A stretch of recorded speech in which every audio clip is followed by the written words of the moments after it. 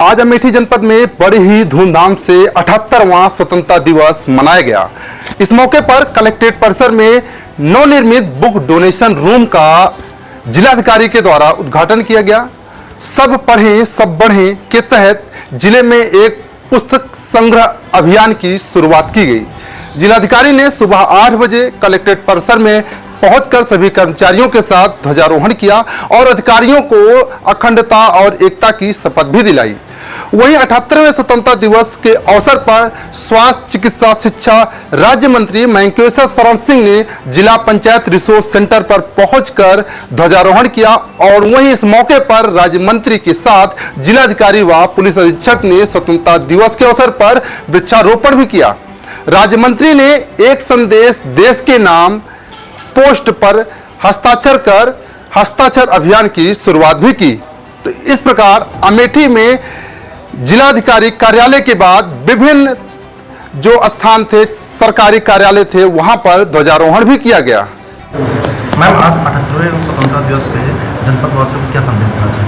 सभी जनपद वासियों को, अमेठी के जनपद वासियों को 78वें स्वतंत्रता दिवस की बहुत बहुत हार्दिक शुभकामनाएं हैं और सभी देशभक्ति और देश को सर्वप्रथम रखते हुए जिस भी क्षेत्र में है, स्टूडेंट है तो स्टूडेंट और कार्य क्षेत्र में अगर कहीं काम करते हैं तो देश को सबसे पहले ऊपर रखें और अपने कार्य के प्रति बिल्कुल निष्ठावान रहें। पर्यावरण को लेकर देखा जाए तो किस तरीके से संदेश देना चाहते हैं?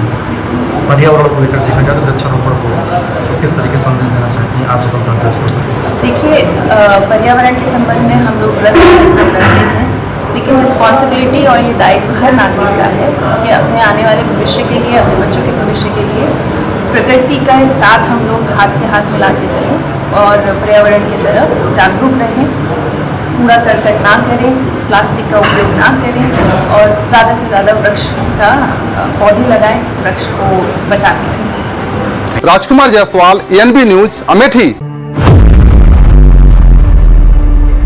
दोस्तों, देश भर में इंडिपेंडेंस डे धूमधाम से मनाया जा रहा है। इसी क्रम में महाराष्ट्र में भी इंडिपेंडेंस डे धूमधाम से मनाया जा रहा है।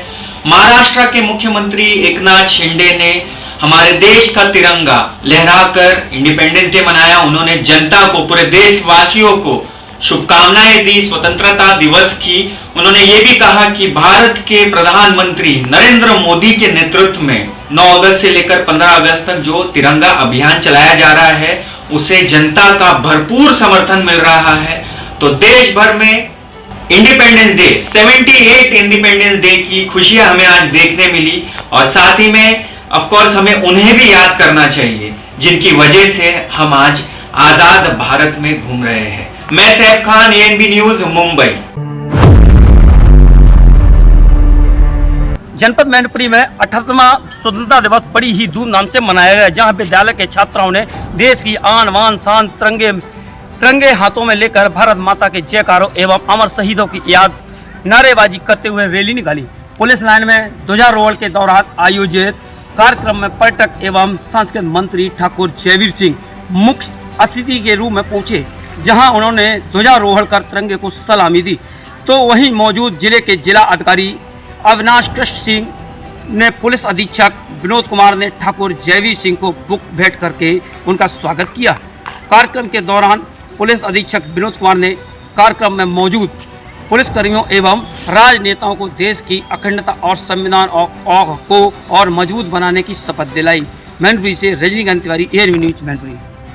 आज पूरा देश आज़ादी का 78वां स्वाधीनता दिवस बहुत ही हर्ष और उल्लास के साथ मनाने का काम कर रहा है और ये इसलिए भी बहुत महत्वपूर्ण है कि आपने देखा होगा कि 2022 में जब से हम लोग आज़ादी का अमृत महोत्सव काल 25 साल का एक पंच पेड़ के साथ, संकल्प के साथ आगे बढ़ रहे हैं, जो माननीय प्रधानमंत्री द्वारा तय किया गया है, पंच पेड़ भी लिया गया है।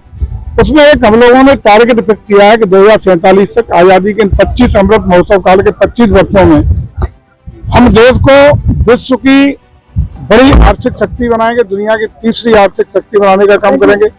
हम दुनिया की बड़ी सामरिक शक्ति बनेंगे। हम जो भारत था विश्वगुरु, भारत विश्वगुरु पुनः बने, भारत सोने की चिड़िया पुनः बने, इस उद्देश्य के साथ माननीय प्रधानमंत्री और हमारे माननीय मुख्यमंत्री के आह्वान पर हम अपेक्षा करेंगे हर व्यक्ति जो हम लोगों का 25 साल का संपर्क है, जिसमें 2 साल पूरे हो चुके हैं, और इस संकल्प को पूरा करने के लिए चाहे वो पत्रकार हो, चाहे राजनेता हो, किसान हो, मजदूर हो, प्रशासनिक अधिकारी हो, सेना के लोग हो, वैज्ञानिक हो, व्यापारी हो, उद्योगपति हो, जिस क्षेत्र में भी जो काम कर रहा हो, नेशन फर्स्ट, राष्ट्र प्रथम की भावना के साथ सारे लोग मिलकर के देश की बेहतरी के लिए बिना किसी जाति भेदभाव के, बिना सांप्रदायिक भेदभाव के, बिना किसी मजहबी भेदभाव के, बिना अन्य भेदभाव और आंतरिक कलह के बिना सारे लोग राष्ट्र हित में अपने अपने दायित्व का निर्वहन करना शुरू कर देंगे, तो कोई कारण नहीं कि हम 2047 तक इस संकल्प को पूरा करने में पीछे रह जाएं। निश्चित रूप से भारत अपने संकल्प को पूरा करेगा और आजादी के मतवाले जिन्होंने आजादी के लिए कुर्बानियां देने का काम किया, फांसी के फंदे पर हंसते हंसते चूमने का काम किया, ऐसे महान सेनानियों के प्रति सच्ची श्रद्धांजलि होगी। उनकी आत्मा को तभी प्रसन्नता होगी जब उनके मनसा के अनुरूप एक सोने की चिड़िया भारत होगा, विकसित भारत होगा, और सारे मतभेदों को भूल करके राष्ट्र और राष्ट्रीयता के लिए सारे लोग एकजुटता के साथ आगे बढ़ेंगे। मंत्री जी, राजनीति की अगर बात करें, अयोध्या और कन्नौज जैसा दूसरा मामला रेप का सामने आया, वहीं विरोधी पार्टियां कह रही हैं कि जब भी चुनाव आता है तो भाजपा इसी तरीके से समाजवादी लोगों को पता नहीं करता। देखिए, न तो अभी कोई चुनाव है और न कोई ऐसा कार्ड है। अखिलेश जी ने यह स्वीकार कर लेना चाहिए कि यदि अपराधी है तो उसको संरक्षण देना बंद कर दें।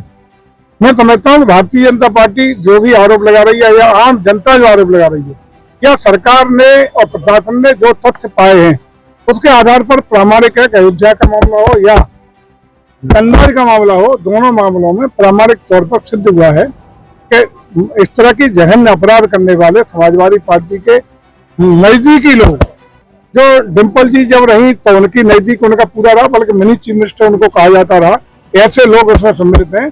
तो ऐसे लोगों के खिलाफ कार्रवाई के लिए अखिलेश जी को पहली आवाज देनी चाहिए कि कठोर कार्रवाई की जाए, पहली आवाज देनी चाहिए, क्योंकि समाजवादी पार्टी को बहुत कसरत करने की इसलिए जरूरत है कि समाजवादी पार्टी पर पहले से ही एक आरोप पूरे देश दुनिया जानती है, पूरा प्रदेश जानता है कि जितना बड़ा अपराधी उतना बड़ा समाजवादी, तो पहले से लोगों के जहन में है, दिलो दिमाग में है।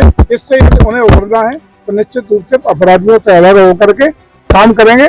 अखिलेश जी को यही मेरी नेक्स्ट सलाह है। अच्छा मंत्री, ने ट्वीट किया है कि यादव और मुस्लिम जो अधिकारी हैं उनको भारतीय जनता पार्टी नौकरी से हटा रही है बाहर का। देखिए, आपने देखा अभी 2 दिन पहले जब हम लोगों ने 1036 नियुक्ति पत्र अभी लोग बांटे थे 2 दिन पहले माननीय मुख्यमंत्री के कर कमलों से, उसमें भी डंके की चोट कहा गया कि पिछले 7 साल जब हमारे भारतीय जनता पार्टी की सरकार में जितनी नियुक्तियां हुई हैं उसमें हम लोगों ने आरक्षण जो बीसी का उससे कहीं ज्यादा, बहुत ज्यादा पिछड़े वर्ग को नौकरियां देने का काम किया है। वहीं दूसरी ओर का इसके सापेक्ष अगर अध्ययन करेंगे तो 12 से 17 के बीच में जब अखिलेश जी उत्तर प्रदेश के मुख्यमंत्री थे तो मात्र 23% बैकवर्ड क्लास के लोगों को आरक्षण देने का काम किया गया था। उसके सापेक्ष हम लोगों ने करीब 1.5 गुना ज्यादा है, जो इनका 27% है उससे कहीं अधिक ज्यादा आरक्षित वर्ग के लोगों को नौकरियों में समाहित करने का, भर्ती करने का काम किया है। ये प्रामाणिक तथ्य ही इंगित करता है कि वास्तविक हर समाज का शुभचिंतक कौन है। भारतीय जनता पार्टी कभी जात धर्म की राजनीति नहीं करती। जो योग्य है, जो क्षमतावान है वो आएगा, लेकिन ये नहीं होगा कि जब एक उत्तर प्रदेश के लोकसेवा आयोग का अध्यक्ष बनाने का काम, तो मैनपुरी का परिचित एक अपराधी था, शिक्षा माफिया था, उसी को बनाने का काम होगा, तो सारे के सारे पद एक जात विशेष को दे करके जो किया जाता था वो नहीं हो सकता। पहले की भर्तियों में जिस तरीके से चाचा और भतीजों की दुकान चालू होकर के मनमाने तरीके से होती थी वो नहीं होने दिया जाएगा। योग्यता, दक्षता, क्षमता के अनुरूप बिना किसी भेदभाव के जो भी सक्षम हैं, जो नौकरी के योग्य हैं, जो जिस पद पे चयन के योग्य हैं, उनको देने का काम उत्तर प्रदेश सरकार कर रही है। मंत्री, बंगाल में